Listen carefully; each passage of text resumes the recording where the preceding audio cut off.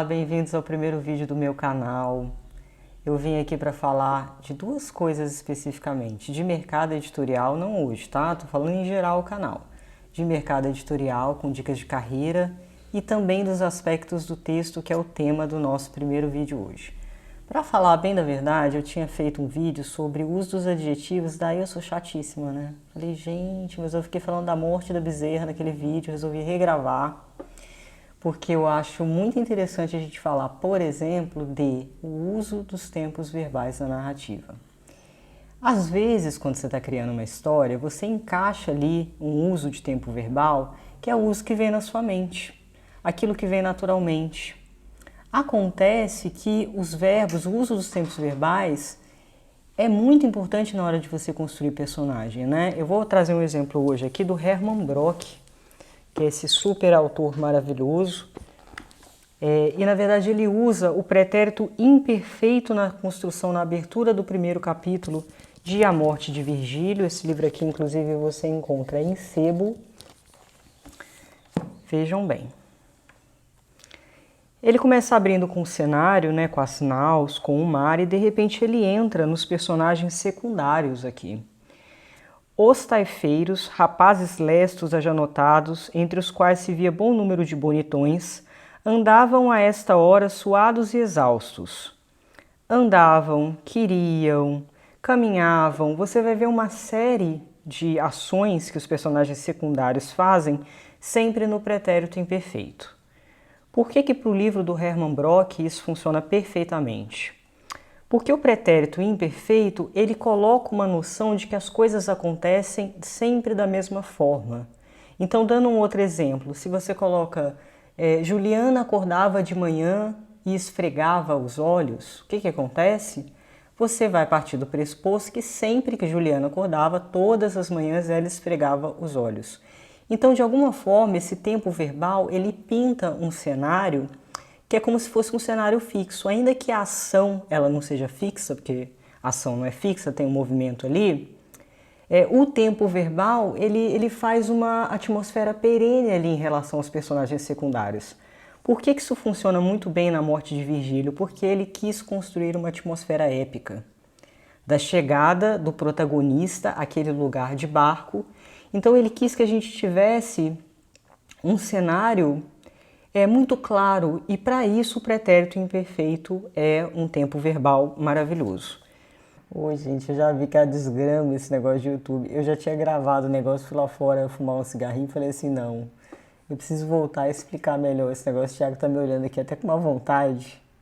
Mas é que é o seguinte, vamos voltar na história da Juliana, tá? Juliana acordava pelas manhãs e esfregava os olhos. Se a gente for, por exemplo, colocar num trecho de uma cidade fictícia, Ordem e Progresso.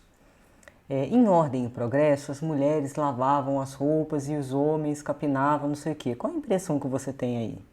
Que as mulheres sempre lavavam as roupas e os homens sempre capinavam. Então a gente tem um cenário que se repete, né? O pretérito imperfeito vai trazer essa tônica de repetição perene, quer dizer, aquilo ali faz parte da cidade. Então você começa a ter uma fixidez em relação à construção de cenário que, número um, vai ajudar a construção de atmosfera épica, no caso do Hermann Broch, né? E por que o épico, né? Porque quando você... Claro que você não precisa ir sempre para o épico, tá? Mas o épico, ele tem uma certa rigidez ali, né? Uma rigidez que vai aumentando, digamos assim, uma rigidez que vai ficando suntuosa, né, em relação ao cenário.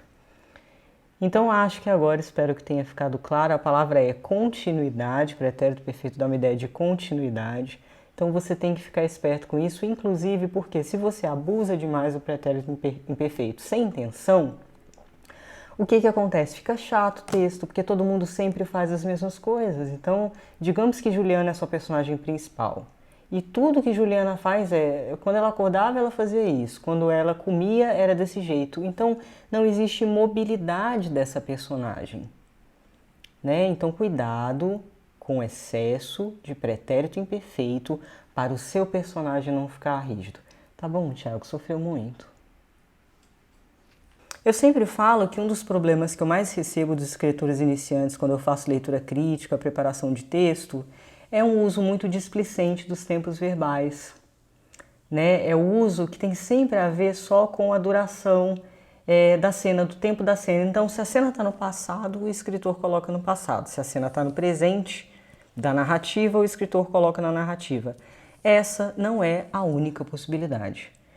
Por exemplo, você pode colocar uma cena, ainda que ela tenha acontecido no passado da narrativa, você pode colocar ela no presente para aproximar essa cena do seu leitor enquanto ela acontece. Então, essa cena estava no passado, mas quando você a coloca no presente, o leitor vai estar acompanhando essa cena enquanto ela se desenrola.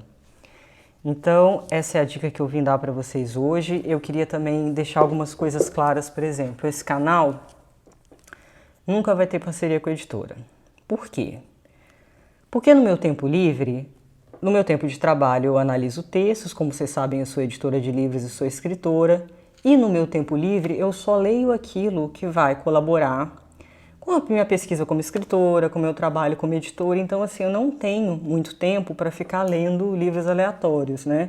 Não que as editoras não lancem coisas boas, não é isso.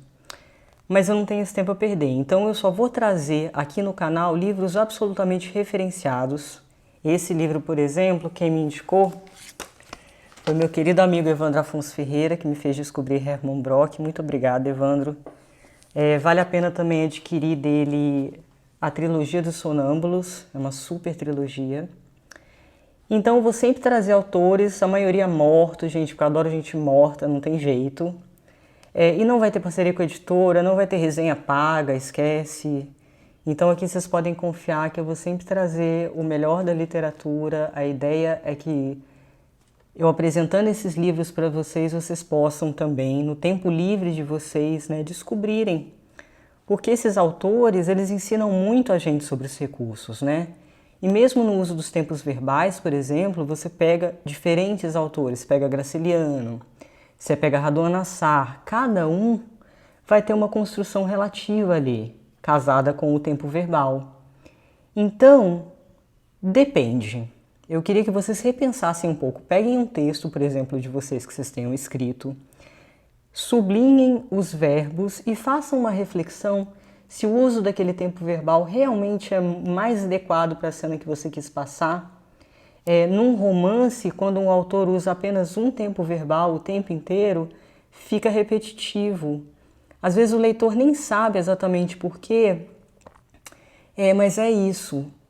Fica monocórdio, você entende? É um tom só. Então a variação de tempos verbais com intencionalidade, ela é fundamental para você construir uma excelente narrativa.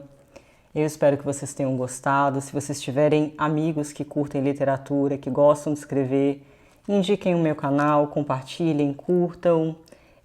Liga o sininho da notificação, que eu já descobri que tem isso. E quem quiser também seguir no Instagram, pode seguir, que lá tem, sabe aquelas bolotinhas fixas? São os destaques, né? Gente, lá tem conteúdo para uma eternidade sobre literatura, sério. Eu acho que, pra vocês terem ideia, eu não tô conseguindo nem mais salvar destaque. Eu acho que o Instagram encheu o saco de mim e falou, não, chega de destaque. Então quem quiser me acompanhar lá vai ser um prazer. Próxima quinta, às 7 horas da noite, a gente vai estar aqui de volta. Dessa vez para falar sobre um assunto muito legal sobre carreira de escritor. Então eu vejo vocês na quinta. Muito obrigada.